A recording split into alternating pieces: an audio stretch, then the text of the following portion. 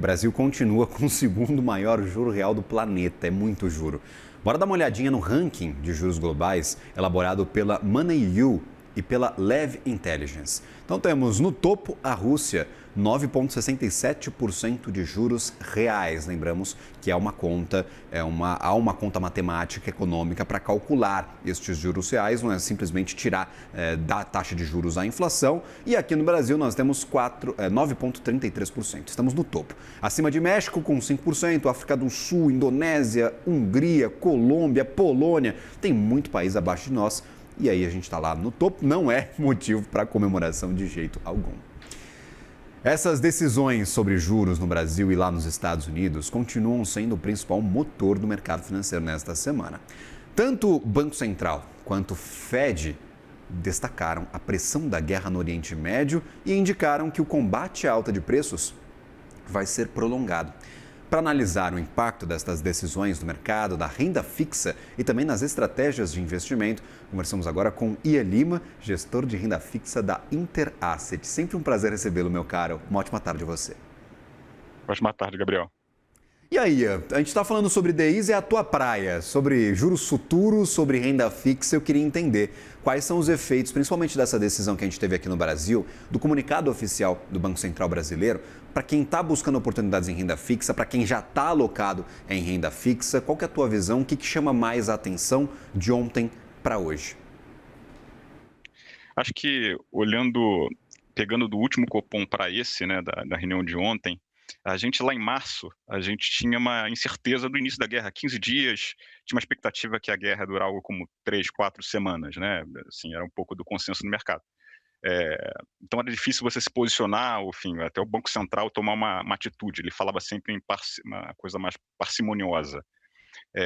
Já passamos 2 meses, então acho que a gente já consegue se posicionar, acho que é uma decisão de vários bancos centrais, a gente sabe que a consequência disso, da questão geopolítica, é um petróleo mais elevado e essas consequências nas projeções, na inflação futura. Então, dito isso, vários bancos centrais se reuniram ao longo dessa semana e todos com um vilão comum, né, que é o petróleo. Então, muita similaridade nas decisões, na postura, que é basicamente a preocupação realmente da inflação no curto prazo, mas, em contrapartida, também tem uma questão também de recessiva, uma questão mais de atividade, mas acho que isso tem um peso menor no curto prazo, pelo menos que a gente está vendo a atividade, na maior parte das economias, um pouco mais resiliente, aí pegando os Estados Unidos, pegando o Brasil. Então, acho que a preocupação inflacionária é mais relevante no curto prazo. Então, dito isso, o Banco Central, ele ontem, ele reconhece um pouco dessa atividade, mas ele fala também que é um pouco coerente com o processo de desaceleração que a gente vai ter para o ano de 2026, mas ele já pontua o que é para ser pontuado, que de fato a inflação já subjacente já mostra uma elevação desse petróleo, as projeções já estão para cima, mas do lado do OVE ele ainda segue com um balanço de riscos bastante simétrico. Então acho que tem um certo nível de equilíbrio, mas enseja que, da mesma forma como o Banco Central aqui, ele iniciou o processo de calibração justamente porque ele estava num processo até de aperto mais alto do que ele supunha ex ante, né, porque a inflação foi muito mais baixa do que ele tinha na conta, vale a ida, vale a volta. Então agora a gente está com um choque parecido, então teoricamente o processo de calibração é menos intenso do que ele imaginava. Né? Então, daí para frente, acho que a forma objetiva disso é que o ciclo de calibração final dele vai ser mais baixo, vai ser menor. Né? Então, o Selic pode parar algo como 13,5, 13,75, alguma coisa do gênero. Então, acho que esse que é o base case. Então, pensando para investimento, os títulos mais curtos eles perdem um pouco da atratividade, porque eles têm pouco ganho de capital no curto prazo, mas os vértices intermediários têm um potencial maior de valorização, ainda que olhando para a renda fixa e ambiente que a inflação tem um viés prospectivo de elevação, eles tendem a ter um Sharpe um pouco pior, tá? Então precisa ter um pouco mais de cautela no posicionamento, porque não vai ser tão linear assim, porque primeiro vai piorar um pouco ainda os dados, se espera que os dados de inflação sejam piores nas próximas semanas e meses, né, que muita coisa ainda vai bater, inclusive na inflação subjacente, que já começou a pegar no IPCA, como pegou no último dado divulgado. Inclusive, eu queria dar uma olhadinha nas taxas do Tesouro, viu? Para a gente ter uma dimensão do que está acontecendo agora com essas Projeções, Tesouro Direto, taxas, claro, eu vou no Tesouro Direto que é o que tem acesso direto o investidor, pessoa física que está nos assistindo, ou muitas vezes né, até que já está posicionado nestes títulos. Mas os rendimentos, hoje teve leilão inclusive, a gente traz daqui a pouco os resultados. Tesouro prefixado 2029, já em 13,74, 13,83, 13,88, estes tesouros aí com vencimentos mais curtos. Você acredita que a gente vai ter problemas com emissões como tivemos há algumas semanas atrás? O Banco Central teve que, o Tesouro Nacional teve que parar os leilões, fazer uma série de recompras. Parece que o mercado vinha estabilizado depois disso. A gente vai ver esse pessimismo com taxas que podem chegar a 13,75, 14% também para essas próximas emissões. Você acredita que quem está posicionado em tesouro vai ter que ou se realocar, ou pensar direito, ou esperar para botar recursos quando as taxas começarem a subir? Qual que é a tua visão em relação a essa postura do tesouro, meu caro? Eu acho que o movimento do Tesouro de março foi um movimento natural e um ambiente Uhum. de muitas surpresas, né? Teve o choque da guerra, teve um choque no IPCA mais elevado que o esperado, em cima de um posicionamento que já caminhava já para uma calibração um pouco mais célere, né? Enfim, tinha gente que achava que a Selic ia para 12 ou até abaixo disso. Então, acho que o Tesouro ele reequilibrou o mercado. Então, o técnico do mercado estava pior.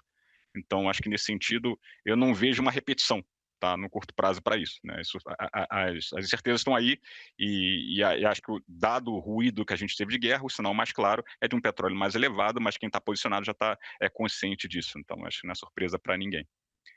Perfeito. E nestes casos, como a gente não sabe lufas o que vai acontecer, quais são tipo, os títulos mais indicados nestes momentos, o Ian? São os prefixados que agora estão com taxas um pouco mais altas do que estavam anteriormente? É pós-fixado mesmo para evitar qualquer tipo de risco? É tesouro ligado à inflação, por exemplo, ou é qualquer título emitido por bancos ou instituições ligados à inflação? Você fala sobre estes prazos médios, que têm um pouco mais de tem um pouco mais de atratividade, mas exigem um pouco mais de atenção. Em questão de tipos de títulos, quais talvez são os mais recomendados para estes momentos? Assim, pensa no ponto extremos, né? Quando a gente pensa no pós-fixado como sendo o antídoto para o pré-fixado, no momento que a gente está tendo choques inflacionários, que a gente não sabe quanto vai durar, o quanto vai ser repassado para as inflações subjacentes, que é o que o Banco Central está preocupado. Então, o ambiente para o pré-fixado fica um pouco mais desafiador, assim, para grande capital relevante no curto prazo, porque a gente ainda vai conviver com uma safra de dados de inflação um pouco mais elevados. Tá? Então, isso vai contra o prefixado e não a favor do prefixado. Então, nesse contexto, o pós-fixado se beneficia, né? Porque cada vez que o mercado vai revisando essas projeções de Selic para cima, né? Porque acho que é o viés disso, né? A gente está vendo várias casas revisando para cima e esse momentum ele deve permanecer por algumas as semanas, algumas leituras focos. Então, acho que nesse momento, quando você vai tirando o prêmio da curva, ainda que bastante prêmio já foi tirado, né, recentemente, o pós-fixado ele te protege um pouco mais, né? Mas por isso que eu falo um pouco, você tem esse ambiente numa combinação de pós-fixado e títulos relacionados à inflação também como um bom cavalo, tá? Nesse ambiente de riscos com viés para cima de inflação, não para baixo de inflação.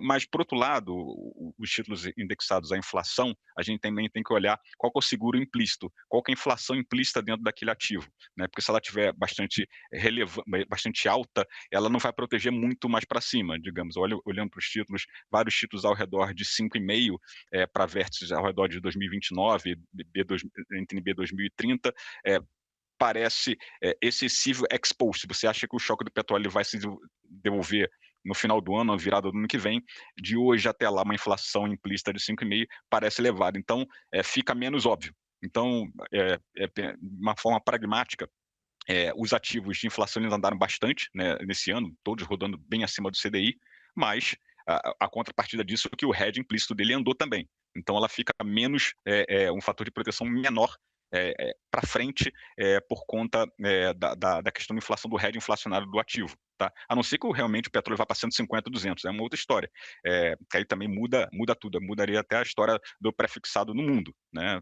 A gente não estaria falando nem de uma calibração, até parar o corte na próxima reunião. Tá? Então, assim, olhando o que a vista alcança, com a informação disponível, que mais provável que seja ter alguma reversão do petróleo mais para frente, mas de uma forma mais lenta, vai ter um impacto de inflação. Então, assim, acho que os títulos mais intermediários pré-fixados, sempre com aquele disclaimer que o Sharp é um pouco ruim porque o macro momentum vai ser desafiador, mas ele olhando lá para frente para o vencimento parece bem interessante, mas com Sharp bastante ruim, tá? No curto prazo. E da tua visão de gestor de renda fixa, meu caro, o que ontem naquela reunião do Fed, no comunicado, na coletiva de imprensa pós reunião de Jerome Powell, o que fez com que o mercado ficasse tão angustiado, agressivo? A gente viu uma reação bastante negativa à publicação, mesmo que a decisão em si fosse dentro das expectativas. O que a gente consegue tirar desta reunião do Fed, por favor? Ele já veio empilhado de outros dados, né? A gente veio com uma escalada do petróleo que já veio levando as taxas para cima. Então, quando você olha na hora da decisão em si, né, o mercado até chacoalhou um pouco no dado, mas ele seguiu a trajetória que ele estava tendo porque o petróleo está buscando novos patamares, né? Estava com uma alta de quase 10%. Então, quando a gente olha a dinâmica de juros desde março para cá, não importa a economia, você pode pegar o taxa de 2 anos americano, taxa de 2 anos aqui no Brasil, taxa de 2 anos no México, para citar exemplos, está tradando isso, tá? Então, o gráfico é praticamente idêntico. Então, a gente está tradando o ambiente do petróleo, que é um ativo que tem uma volatilidade de 70% ao ano. Então, basicamente, está numa incerteza de precificação de juros global que está basicamente sentado nesse trem do caminho do petróleo. Tá? Então, era o que estava acontecendo ontem. Acho que na questão do Powell, era a coletiva, em tese, ele perde um pouco de relevância, a última reunião dele, então, assim, a opinião dele acaba tendo um peso menor, porque ele não vai ser o aglutinador do futuro, que vai ser o novo presidente do Fed. Eu achei que, no sentido da linguagem, da divergência que teve, né, porque não foi split a decisão de tirar o easing bias, foi mais um reconhecimento que aquilo ficou velho, né, assim, se falar em uma continuidade de corte de juros nesse ambiente que a gente não sabe onde vai parar o petróleo, enfim, e qual é o desdobramento disso nos modelos, né? Não tem nem modelo para isso, né? Então acho que é basicamente um chute.